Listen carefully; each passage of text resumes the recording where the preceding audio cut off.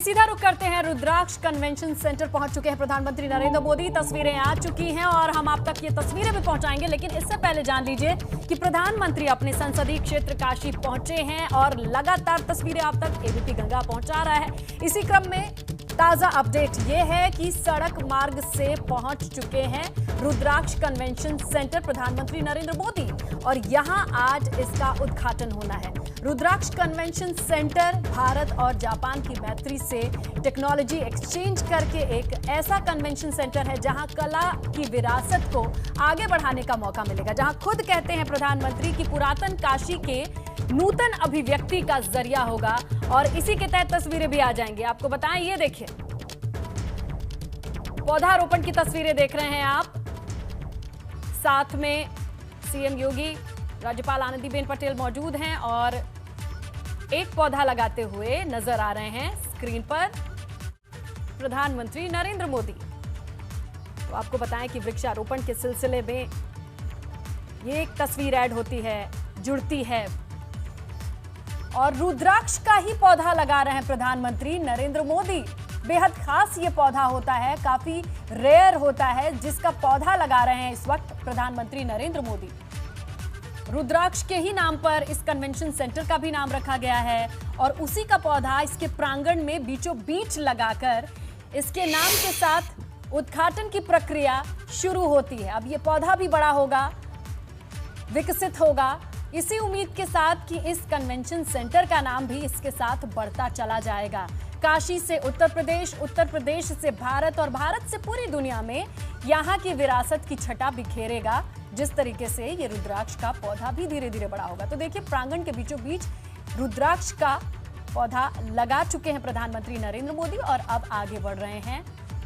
आपको बताएं सड़क मार्ग से पहुंचने के बाद कि ये लगातार तस्वीरें रुद्राक्ष कन्वेंशन सेंटर को आप बाहर से देखिए, भीतर से क्या कुछ टेक्नोलॉजी है इस पर लगातार हम आपको जानकारी दे रहे हैं कि जापान की टेक्नोलॉजी का इस्तेमाल करके बेहद आधुनिक बनाया गया है। कला हो, रंगमंच हो, साहित्य हो, हर एक चीज के लिए अच्छा मंच सुविधाओं के साथ, तकनीक के साथ जोड़ करके काशी वालों के लिए रखा जा रहा है। इस मंशा के साथ यहीं से जो प्रतिभाएं हैं वो उजागर होंगी, रोशन होंगी और ये रोशनी पूरी दुनिया तक पहुंचेगी। आपको बताएं शिंजो आबे जब काशी आए थे, गंगा आरती देखी थी, यहाँ की संस्कृति और विरासत के बारे में उनको जानने का मौका मिला था। तब उनके साथ जो बातचीत हुई वहीं से रुद्राक्ष कन्वेंशन सेंटर के जन्म की शुरुआत भी मानी जाती है। और देखिए आज ये कन्वेंशन सेंटर जापान की टेक्नोलॉजी और भारत की मैत्री के साथ मिलकर तैयार हो चुका है, जिसकी तस्वीरें आप देख रहे हैं। तो इसे मूर्त रूप दिया जा चुका है, धरातल पर ये दिखाई दे रहा है।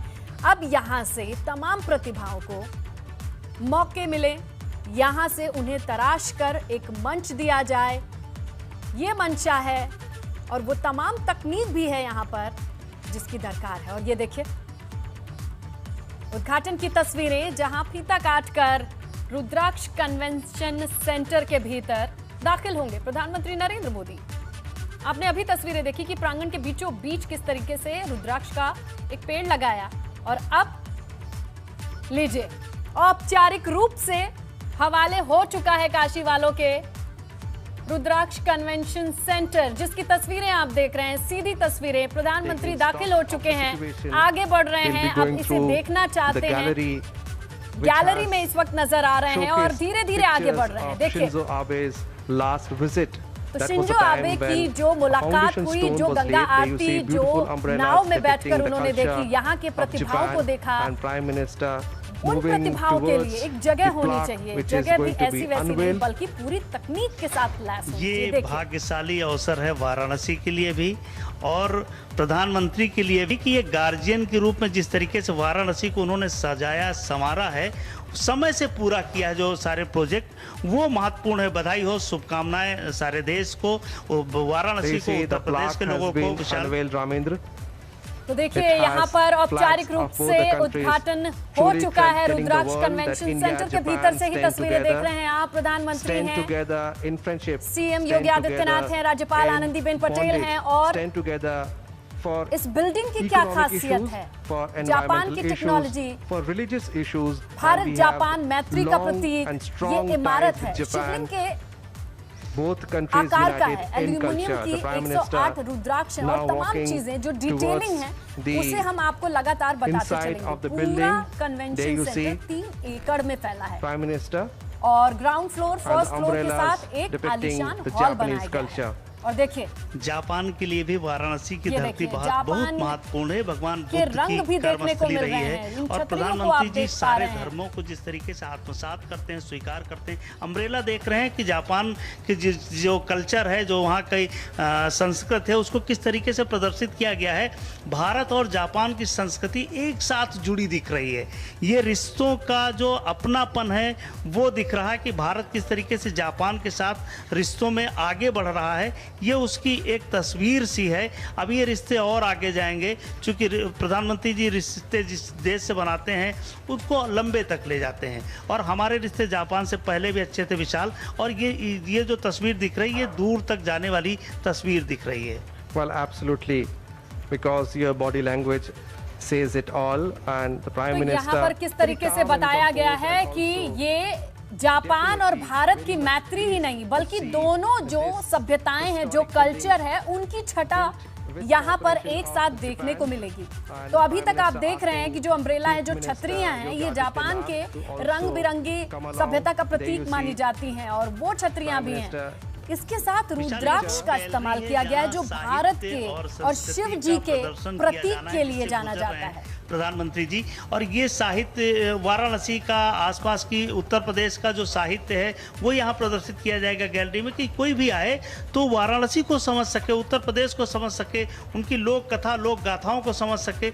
इस तरीके से ये सजाया गया। अभी पिछली फोटोज लगाई गई जो शिंजो आबे साहब के साथ प्रधानमंत्री जी थे, कई फोटोज ऐसी लगाई गई कि जो अभी रिश्तों को प्रदर्शित करती हैं कि जापान के साथ हमारे कितने मधुर रिश्ते हैं और भविष्य में ये रिश्ते और प्रगाढ़ होंगे विशाल। Well, surely and definitely, and this is the auditorium that we have been talking about with a capacity of 1200 people. तो 1200 लोगों के साथ बैठने की कैपेसिटी वाले इस ऑडिटोरियम की तस्वीरें भी आप देख रहे हैं कि 1200 लोग एक साथ बैठ सकते हैं इस ऑडिटोरियम में। ये भी काफी तकनीक से लैस होगा। यहाँ कई प्रतिभाओं के मंच के लिए व्यवस्थाएं होंगी। अब देखिए, अब इस मंच पर प्रधानमंत्री पहुंच चुके हैं।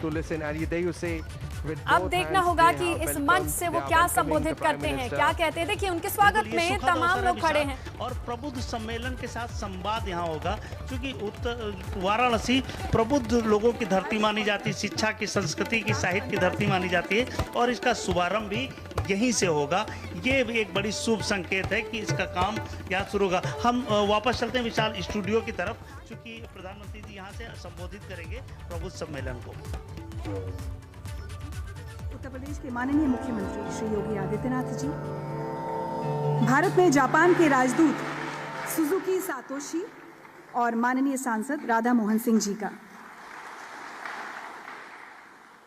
हमारे लिए ये भी बहुत हर्ष की बात है कि आज के इस खास मौके पर जापानीज एम्बेसी और जापान इंटरनेशनल कोऑपरेशन एजेंसी के प्रतिनिधि भी हमारे बीच हैं और हम उन सब का भी स्वागत करते हैं। अब मैं उत्तर प्रदेश के माननीय मुख्यमंत्री श्री योगी आदित्यनाथ जी से अनुरोध करूंगी कि वो माननीय प्रधानमंत्री जी को अंगवस्त्रम और स्मृति चिन्ह भेंट कर उनका स्वागत करें।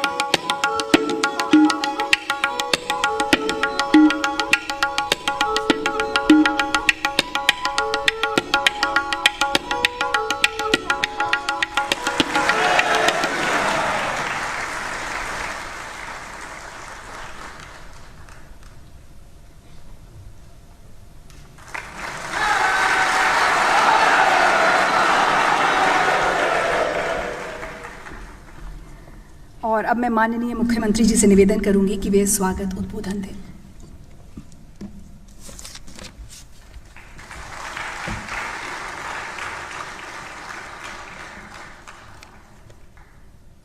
आदरणीय प्रधानमंत्री जी, प्रदेश की माननीय राज्यपाल श्रीमती आनंदीबेन पटेल जी, जापान के माननीय राजदूत श्री सतोशी सुजुकी जी, माननीय सांसद और पूर्व केंद्रीय मंत्री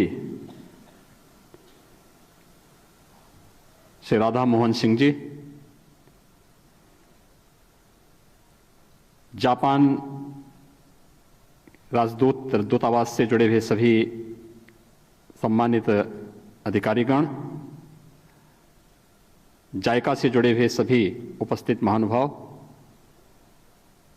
आज की इस ऐतिहासिक पल के साक्षी बन रहे काशी के सभी प्रबुद्धजन और उपस्थित भाइयों बहनों, मैं आप सबकी ओर से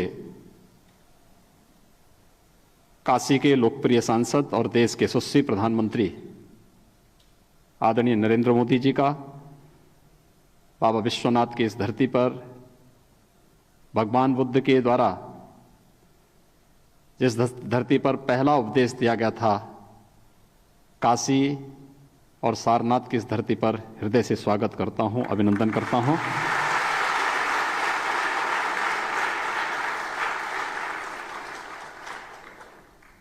आज का दिन हम उत्तर प्रदेश वासियों के लिए और खास तौर पर काशी वासियों के लिए अत्यंत महत्वपूर्ण दिन है। हम सब जानते हैं कि 14 जुलाई 2018 में आदरणीय प्रधानमंत्री जी के कर कमलों से जापान के सहयोग से इस अंतर्राष्ट्रीय कन्वेंशन सेंटर रुद्राक्ष के शिलान्यास और भूमि पूजन का कार्यक्रम संपन्न हुआ था। काशी धर्म, अध्यात्म, साहित्य, कला और संगीत की पौराणिक और ऐतिहासिक पृष्ठभूमि से जुड़ा हुआ देश का एक बहुत महत्वपूर्ण केंद्र रहा है। यहाँ के विद्वानों, कलाकारों, साहित्यकारों के लिए कोई एक ऐसा मंच जहां से एक साथ इतने बड़े पैमाने पर वे अपनी कला को देश और दुनिया के सामने प्रस्तुत कर सकें, दशकों से इसकी मांग थी। आज अंतर्राष्ट्रीय मानक के इस केंद्र का उद्घाटन आदरणीय प्रधानमंत्री जी के ही कर कमलों से काशी में संपन्न होने जा रहा है। यह हम सबके लिए अत्यंत ही आह्लादकारी अवसर है। मैं इस अवसर पर आदरणीय प्रधानमंत्री जी का हृदय से आभार व्यक्त करते हुए अभिनंदन करता हूं।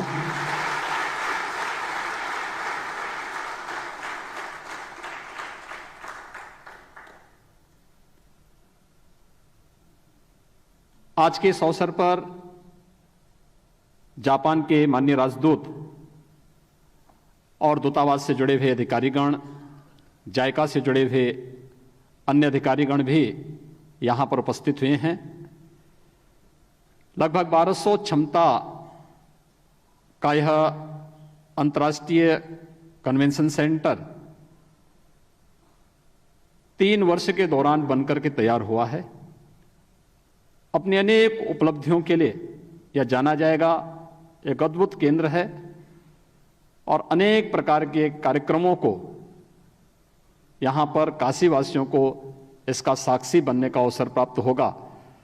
मैं आज के इस अवसर पर जापान सरकार के द्वारा भारत और जापान के मैत्री के इस नए युग को, जो तत्कालीन प्रधानमंत्री जी के साथ आदरणीय प्रधानमंत्री जी ने इस काशी में प्रारंभ किया था,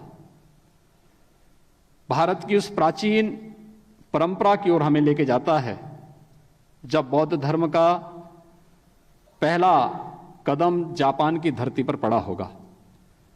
भारत और जापान के प्राचीन और अर्वाचीन मैत्री का एक केंद्र बिंदु यह रुद्राक्ष बनेगा। बाबा विश्वनाथ के प्रतीक रुद्राक्ष की प्रतिकृति भी उसी रूप में है।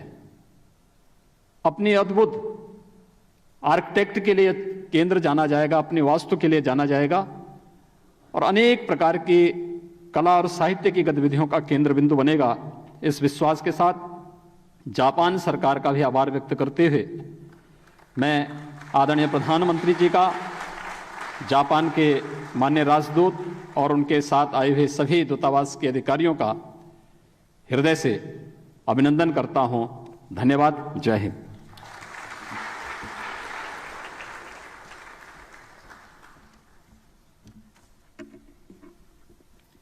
धन्यवाद मुख्यमंत्री जी।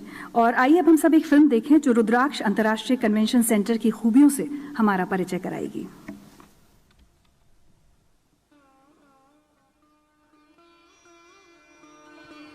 With strong civilizational links between the people of the two nations, India and Japan share the common heritage of Buddhism and commitment to democracy.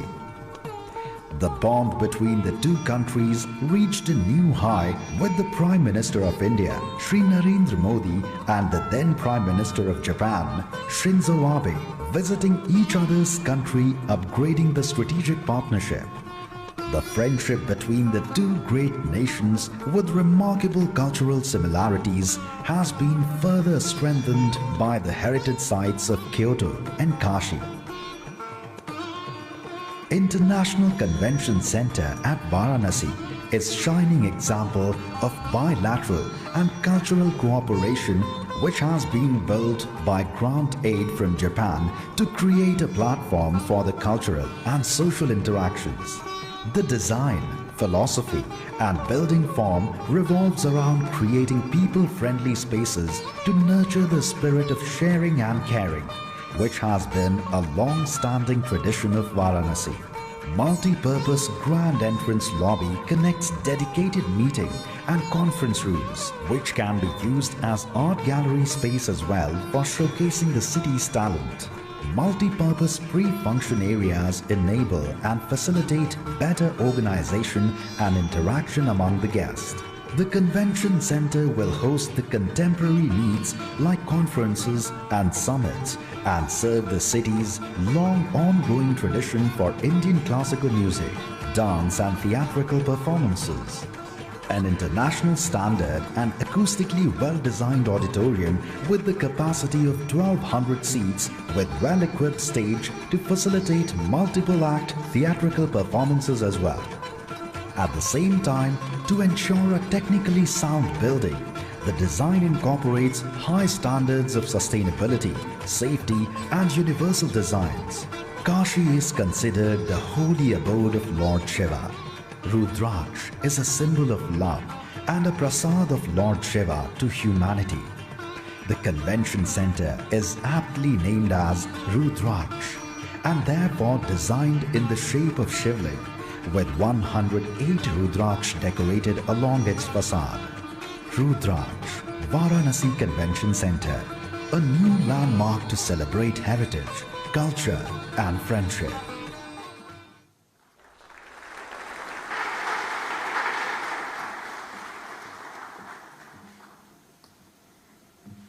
रुद्राक्ष अंतर्राष्ट्रीय कन्वेंशन सेंटर भारत जापान की वर्षों से चली आ रही मैत्री का प्रतीक है और जापान के सहयोग से ही इसका निर्माण कार्य पूरा हुआ है। तो इसके लोकार्पण के मौके पर जापान के माननीय प्रधानमंत्री योशिहिडे सुगा ने हमारे लिए एक संदेश भेजा है।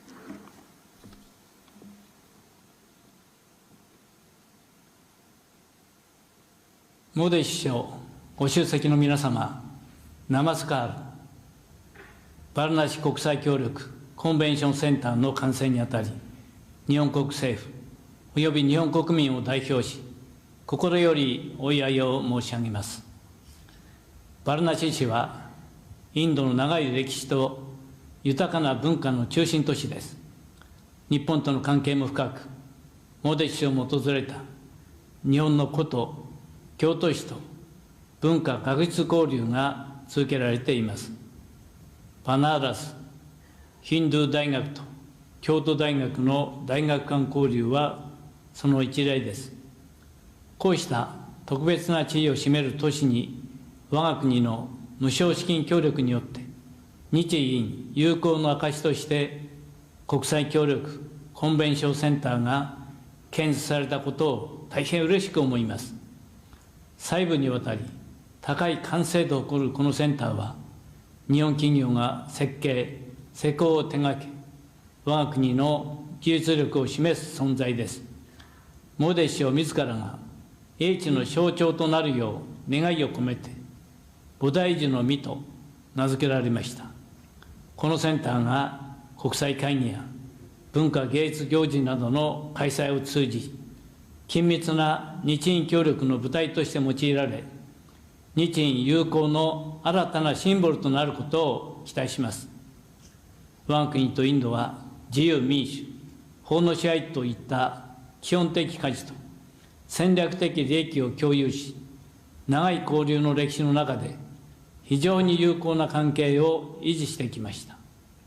新型コロナの感染拡大により、現在は相互往来が困難になっていますが、日印で手を携えて、この危機を乗り越え、特別戦略的グローバルパートナーシップの下、グリーン、デジタル、サイバー、保健、連結性強化などの協力をはじめ、日印関係のさらなる発展に取り組んでいく決意です。そして適切な機会にインドを訪問し、モディ首相と共に日印関係をより一層盛り上げていきたいと思います。このセンターの完成を機に、両国の友好関係がますます進化することを心より記念し、私の挨拶とさせていただきます。ダンニャワード。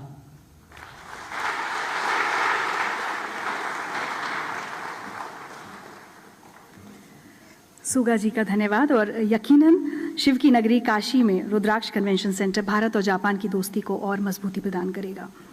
और अब मैं माननीय प्रधानमंत्री जी से आग्रह करूंगी कि वो आज के शुभ अवसर पर अपने विचार हमारे साथ साझा करें और अपना आशीर्वाद प्रदान करें।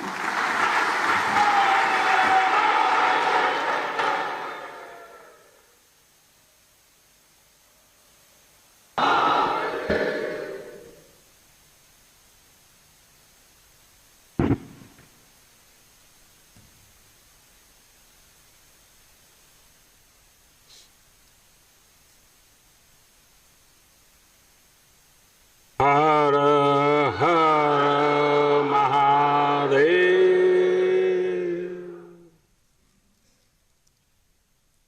कार्यक्रम में मेरे साथ उपस्थित उत्तर प्रदेश के राज्यपाल श्रीमती आनंदीबेन पटेल, ऊर्जावान और लोकप्रिय मुख्यमंत्री श्रीमान योगी आदित्यनाथ जी, भारत में जापान के एम्बेसडर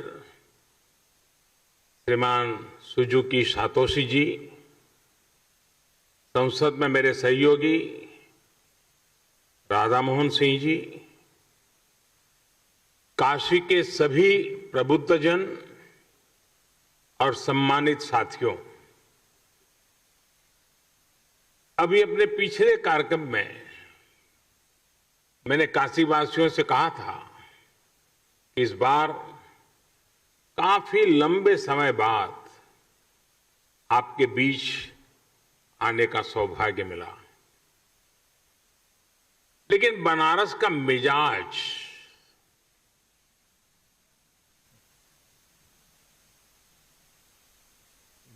ऐसा है कि अरसा भले ही लंबा हो जाए, लेकिन ये शहर जब मिलता है तो भरपूर रस एक साथ ही भर करके दे देता है।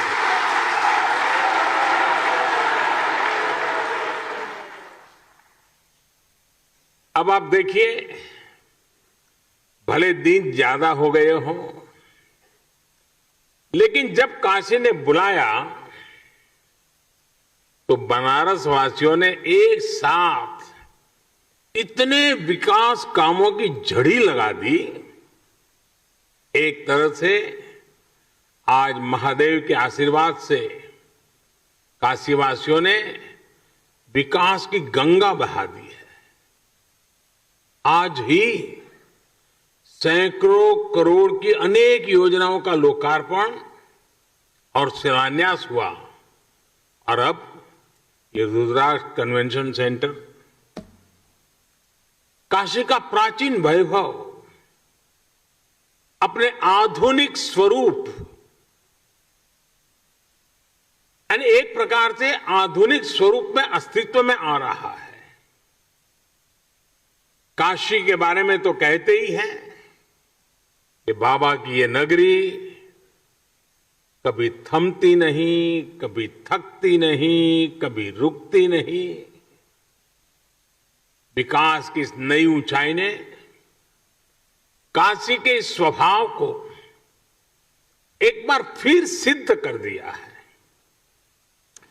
कोरोना काल में जब दुनिया ठहर सी गई, तब काशी संयमित तो हुई, अनुशासित भी हुई, लेकिन सृजन और विकास की धारा अविरल बहती रही।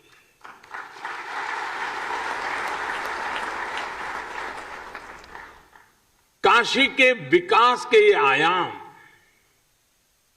ये International Cooperation and Convention Centre Rudraksh आज इसी रचनात्मकता का, इसी गतिशीलता का परिणाम है। मैं आप सभी को, काशी के हर एक जन को इस उपलब्धि के लिए हार्दिक बधाई देता हूं।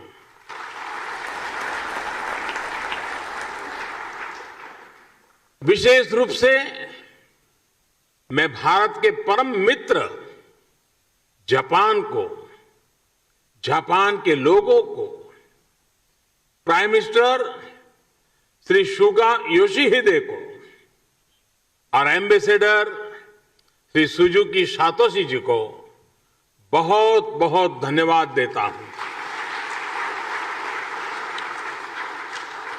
और अभी हमें प्रधानमंत्री जी का वीडियो संदेश भी देखा। उनके आत्मीय प्रयासों से काशी को ये उपहार मिला है। प्राइम मिनिस्टर श्री सुगा योशिहिदे उस समय चीफ कैबिनेट सेक्रेटरी थे। तब से लेकर पीएम की भूमिका तक लगातार वो इस प्रोजेक्ट में व्यक्तिगत रूप से इन्वॉल्व रहे। भारत के प्रति उनके इस अपनेपन के लिए हर एक देशवासी उनका आभारी है। साथियों, आज के इस आयोजन में एक और व्यक्ति है जिनका नाम लेना मैं भूल नहीं सकता। जापान के ही मेरे एक और मित्र शिंजो आबे जी। मुझे याद है शिंजो आबे जी जब प्रधानमंत्री के तौर पर काशी आए थे तो रुद्राक्ष के आइडिया पर उनसे मेरी लंबी चर्चा हुई थी। उन्होंने तुरंत ही अपने अधिकारियों से इस आइडिया पर काम करने को कहा।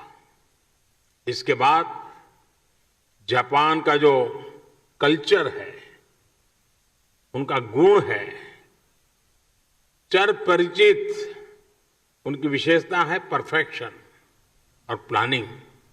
इसके साथ इस पर काम शुरू हुआ और आज ये भव्य इमारत काशी की शोभा बढ़ा रही है। इस इमारत में आधुनिकता की चमक भी है और सांस्कृतिक आभा भी है। इसमें भारत जापान रिश्तों का कनेक्ट भी है और भविष्य के लिए अनेकों संभावनाओं का स्कोप भी है। मेरी जापान यात्रा के समय हमने दोनों देशों के रिश्तों में पीपल टू पीपल रिलेशंस में इसी अपनेपन की बात कही थी। हमने जापान से ऐसे ही सांस्कृतिक संबंध की रूपरेखा खींची थी। मुझे खुशी है कि आज दोनों देशों के प्रयासों से विकास के साथ साथ रिश्तों में मिठास का नया अध्याय लिखा जा रहा है। काशी के रुद्राक्ष की तरह ही अभी कुछ हफ्ते पहले ही गुजरात में भी जापानी जैन गार्डन और काइजेन एकेडमी का भी लोकार्पण हुआ था। जैसे ये रुद्राक्ष जापान की ओर से भारत को दी गई प्रेम की माला की तरह है, वैसे ही जैन गार्डन भी दोनों देशों के आपसी प्रेम की सुगंध फैला रहा है। इसी तरह चाहे स्ट्रेटेजिक एरिया हो या इकोनॉमिक एरिया, जापान आज भारत के सबसे विश्वसनीय दोस्तों में से एक है। हमारी दोस्ती को इस पूरे क्षेत्र की सबसे नेचुरल पार्टनरशिप में से एक माना जाता है। आधुनिक इंफ्रास्ट्रक्चर और विकास को लेकर भी कई अहम और सबसे बड़े प्रोजेक्ट्स में जापान हमारा साझीदार है। Mumbai Ahmedabad high speed rail हो, दिल्ली मुंबई इंडस्ट्रियल कॉरिडोर हो या डेडिकेटेड फ्रेट कॉरिडोर हो, जापान के सहयोग से बन रहे ये प्रोजेक्ट्स न्यू इंडिया की ताकत बनने वाले हैं। साथियों, भारत और जापान की सोच है कि हमारा विकास हमारे उल्लास के साथ जुड़ा होना चाहिए। ये विकास सर्वमुखी होना चाहिए, सबके लिए होना चाहिए और सबको जोड़ने वाला होना चाहिए। हमारे पुराणों में कहा गया है, तत्र अश्रु बिंदु तो जाता महारुद्राक्ष वृक्षकाः मम आज्ञया महासेन सर्वेषाम हित काम्या। अर्थात सबके हित के लिए, सबके कल्याण के लिए भगवान शिव की आंख से गिरी अश्रु बूंद के रूप में रुद्राक्ष प्रकट हुआ। शिव तो सबके हैं, उनकी अश्रु बूंद मानव मात्र के लिए स्नेह का, प्रेम का प्रतीक ही तो है। इसी तरह ये इंटरनेशनल कन्वेंशन सेंटर रुद्राक्ष भी पूरी दुनिया को आपसी प्रेम, कला और संस्कृति के जरिए जोड़ने का एक माध्यम बनेगा। और काशी का तो बात ही क्या, काशी तो वैसे भी दुनिया का सबसे प्राचीन जीवंत शहर है। शिव से लेकर सारनाथ में भगवान बुद्ध तक काशी ने अध्यात्म के साथ साथ कला और संस्कृति को सदियों से संजो कर रखा है। आज के समय में भी तबला में बनारस बाज की शैली हो, ठुमरी, दादरा, ख्याल, टप्पा और ध्रुपद हो, धमार, कजरी, चैती, होरी जैसी बनारस की चर्चित और विख्यात गायन शैलियां हो, सारंगी और पखावज हो या सहनाई हो, मेरे बनारस के तो रोम रोम से गीत, संगीत और कला झरती है। यहां गंगा के घाटों पर कितनी ही कलाएं विकसित हुई हैं, ज्ञान शिखर तक पहुंचा है और मानवता से जुड़े कितने गंभीर चिंतन इस मिट्टी में हुए हैं। और इसलिए बनारस गीत संगीत का, धर्म अध्यात्म का, ज्ञान विज्ञान का एक बहुत बड़ा ग्लोबल सेंटर बन सकता है। साथियों, बौद्धिक विमर्शों के लिए, बड़ी सेमिनार्स और कल्चरल इवेंट्स के लिए बनारस अपने आप में एक आइडियल लोकेशन है। देश विदेश से लोग यहां आना चाहते हैं, यहां रुकना चाहते हैं। ऐसे में अगर यहां इसी तरह की इवेंट्स के लिए सुविधा मिलेगी, इंफ्रास्ट्रक्चर होगा, तो स्वाभाविक है बड़ी संख्या में कला जगत के लोग बनारस को प्राथमिकता देंगे। रुद्राक्ष इन्हीं संभावनाओं को आने वाले दिनों में साकार करेगा। देश विदेश से कल्चरल एक्सचेंज का एक सेंटर बनेगा। उदाहरण के तौर पर बनारस में जो कवि सम्मेलन होते हैं, उनके फैन पूरे देश में और दुनिया में हैं। आने वाले समय में इन कवि सम्मेलनों को वैश्विक प्रारूप में इस सेंटर में आयोजित किया जा सकता है। यहां 1200 लोगों के बैठने की व्यवस्था के साथ सभागार और सम्मेलन केंद्र भी है, पार्किंग सुविधा भी है और दिव्यांग जन के लिए भी विशेष इंतजाम है। इसी तरह पिछले 6-7 सालों में बनारस के हैंडीक्राफ्ट और शिल्प को भी प्रमोट करने, मजबूत करने की दिशा में काफी काम हुआ है। इससे बनारसी सिल्क और बनारसी शिल्प को फिर से नई पहचान मिल रही है। यहां व्यापारिक गतिविधियां भी बढ़ रही है। रुद्राक्ष इन गतिविधियों को भी बढ़ाने में मदद करेगा। इस इंफ्रास्ट्रक्चर का कई तरह से बिजनेस एक्टिविटीज में इस्तेमाल किया जा सकता है।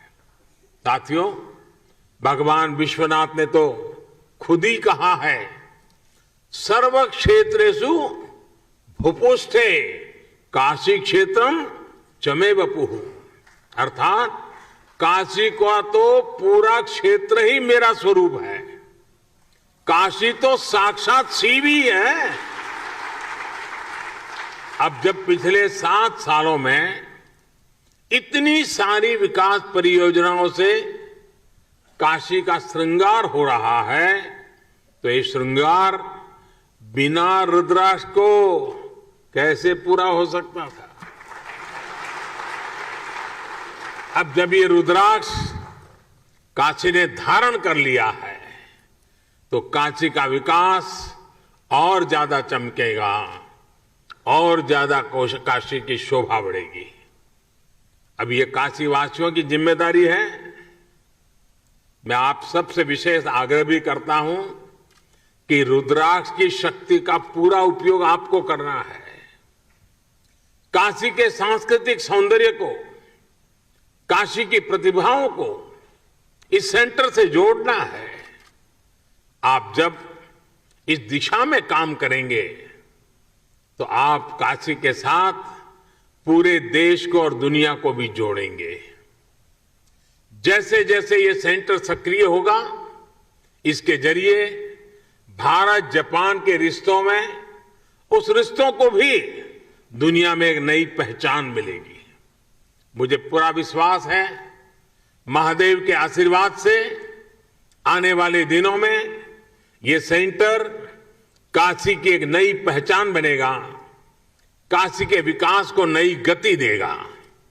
इन्हीं शुभकामनाओं के साथ मैं अपनी बात को समाप्त करता हूं।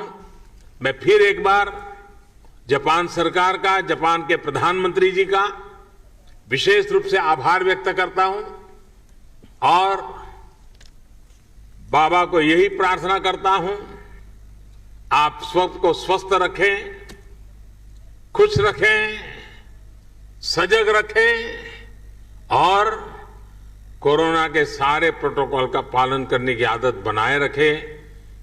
आप सबका बहुत बहुत धन्यवाद।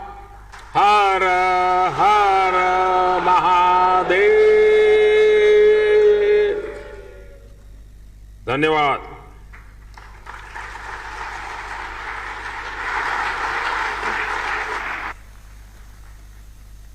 प्रधानमंत्री नरेंद्र मोदी को सुन रहे थे आप रुद्राक्ष कन्वेंशन सेंटर से, जहां उन्होंने इस पूरे बिल्डिंग के बारे में बताया। इस बिल्डिंग की शुरुआत कैसे हुई, कन्वेंशन सेंटर की नींव कहां से पड़ी, उसका जिक्र किया। तत्कालीन प्रधानमंत्री जापान के शिंजो आबे का जिक्र किया। इसके अलावा तमाम बातें कही कि जो सांस्कृतिक धरोहर है, जो संगीत है, जो साहित्य है, उन तमाम चीजों के लिए ये मंच है और अब इसका इस्तेमाल काशीवासियों को करना है। उनके हवाले होता है रुद्राक्ष।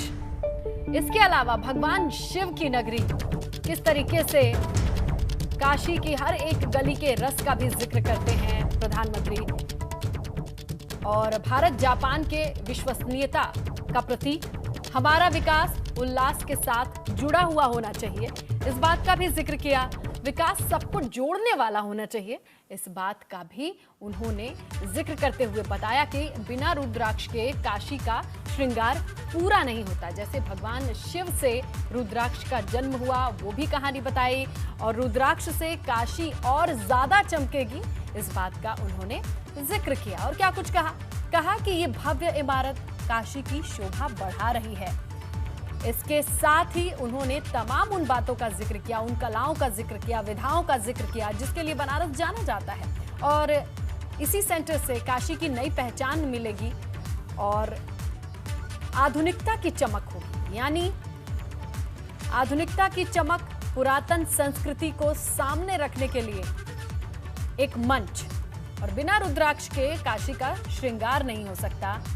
और जैसे ही रुद्राक्ष कन्वेंशन सेंटर काशी वालों के हवाले होगा तो ये और चमक उठेगा, क्योंकि यहीं से तमाम कलाओं का जिक्र किया प्रधानमंत्री नरेंद्र मोदी ने। और किस तरीके से इस बिल्डिंग की शुरुआत हुई, इसका भी जिक्र किया। जापान की टेक्नोलॉजी और जापान की ओर से जो सहयोग मिला, उसका भी शुक्रिया अदा।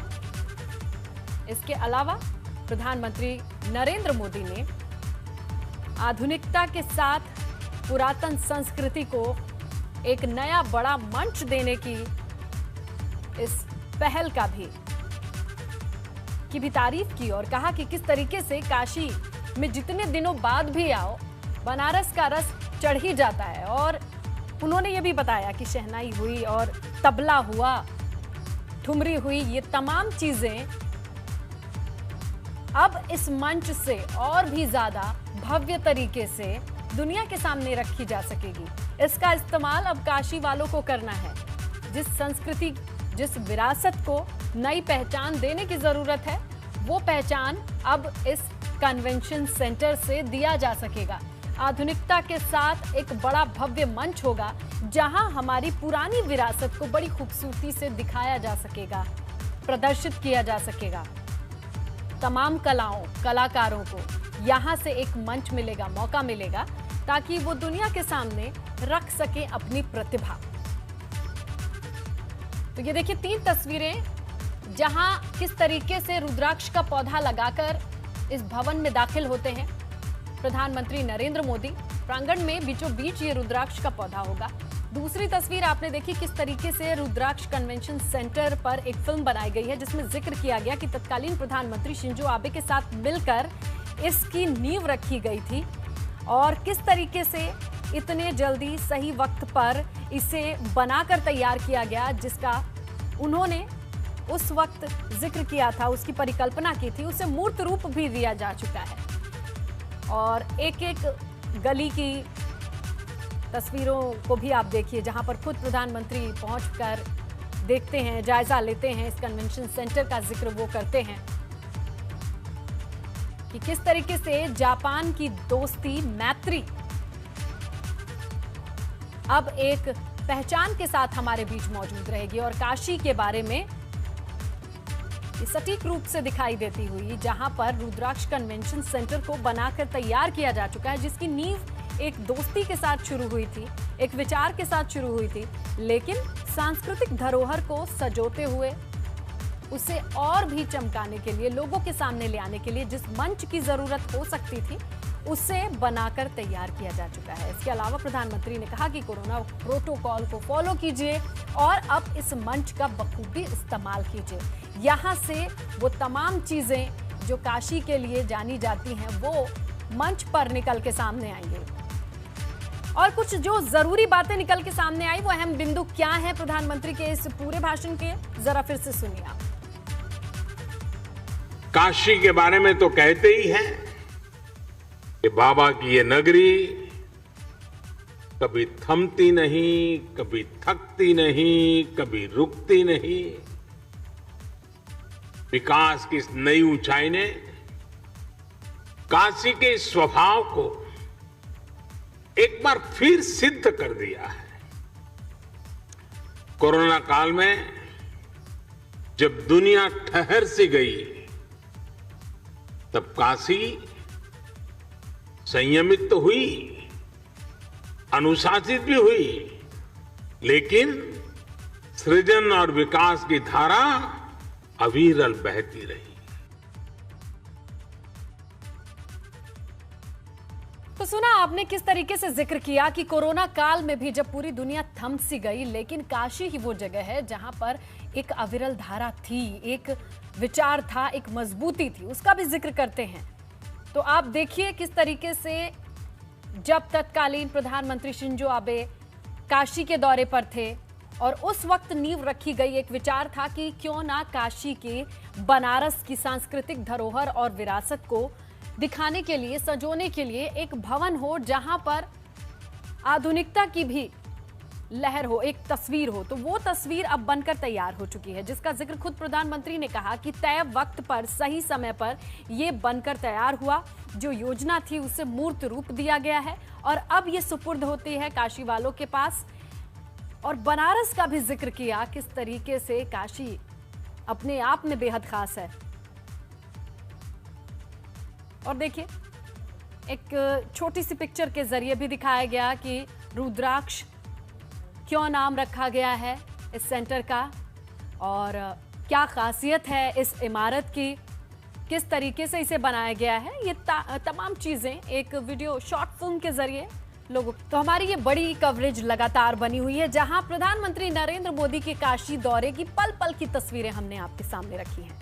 ताजा अपडेट की बात करें तो अब से थोड़ी ही देर पहले रुद्राक्ष कन्वेंशन सेंटर से उन्होंने संबोधित किया और काशी वासियों को सीधा संबोधन था ये।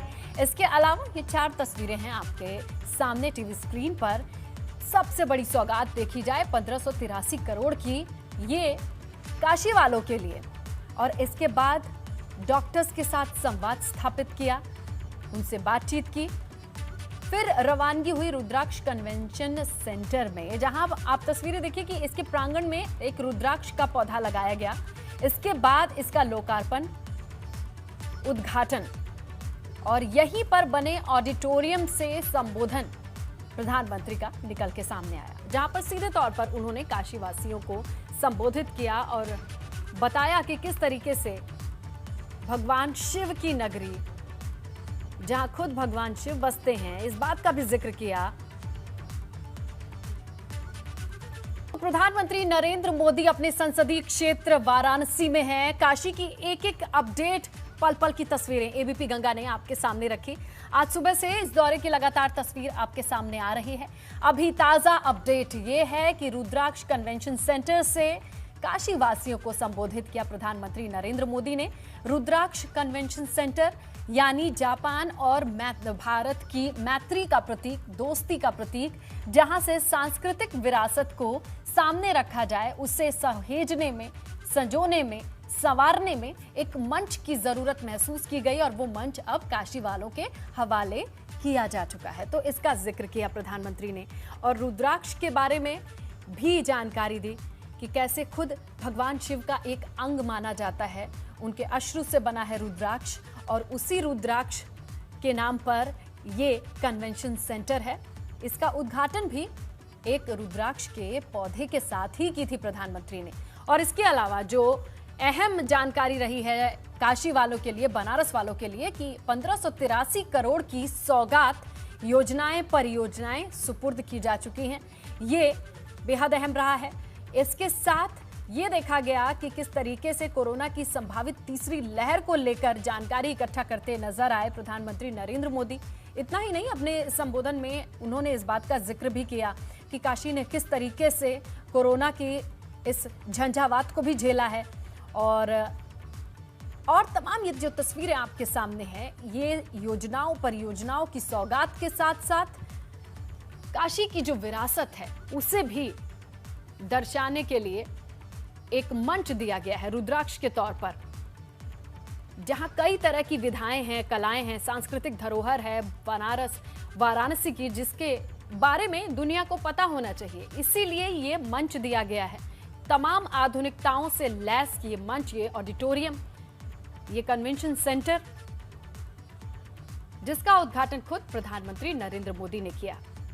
कजरी हो, ठुमरी हो, तबला हो और तमाम ऐसी कलाओं का भी जिक्र किया प्रधानमंत्री नरेंद्र मोदी ने, जो कि बनारस से ही निकलकर पूरे देश में जाती है, पूरी दुनिया में अलग पहचान रखती हैं। तो ऐसी प्रतिभाओं को भी एक मंच की जरूरत है। शुरुआत होती है तत्कालीन प्रधानमंत्री शिंजो आबे जापान के, जो कि भारत आते हैं और भारत से ही जब वो काशी आते हैं, गंगा आरती देखते हैं, नाव में बैठते हैं, वहां से उस दोस्ती को एक रूप देने के लिए, उस मैत्री को एक स्वरूप देने के लिए इस कन्वेंशन सेंटर का आइडिया आया और इसे सही समय पर बना करके काशी वालों के हवाले भी कर दिया गया, जिसकी बानगी ये तस्वीरें हैं। तो आज के दौरे के मद्देनजर जो अहम चीजें निकल के सामने आई हैं, वो 4 तस्वीरों के तौर पर आप अपनी स्क्रीन पर देखिए। काशी वालों के लिए, विकास के लिए, सहूलियत के लिए कई ऐसी योजनाएं, परियोजनाएं, उनका लोकार्पण और कुल 1583 करोड़ की लागत से बनकर ये तमाम सुविधाएं काशी वालों के लिए तैयार होंगी। ये सौगात है। इसके अलावा कोरोना की लहर को लेकर डॉक्टर्स के साथ बातचीत, बीएचयू का मॉडल क्या है, वो भी जानते नजर आ रहे हैं प्रधानमंत्री नरेंद्र मोदी। और कुछ जो अहम बातें निकल के आई हैं आज के संबोधन से, चलिए हम आपको सुनवाते हैं।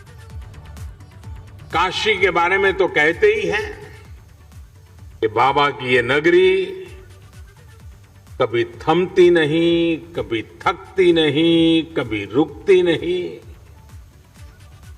विकास की इस नई ऊंचाई ने काशी के स्वभाव को एक बार फिर सिद्ध कर दिया है।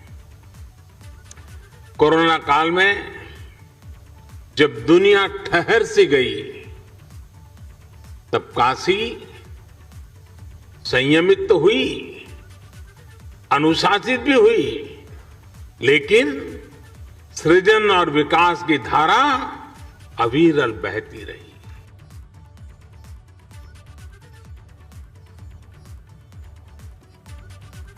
तो सुना आपने किस तरीके से जिक्र किया प्रधानमंत्री नरेंद्र मोदी ने कि कोरोना काल में भी विकास की अविरल धारा बाधित नहीं हुई, संयमित हुई है काशी। तो उस मुश्किल दौर का भी जिक्र किया। इसके अलावा जो तस्वीरें हैं वो बता रही हैं कि किस तरीके से जापान और भारत की दोस्ती अब मूर्त रूप लेकर रुद्राक्ष कन्वेंशन सेंटर के फॉर्म में हमारे आपके सामने आ चुकी है।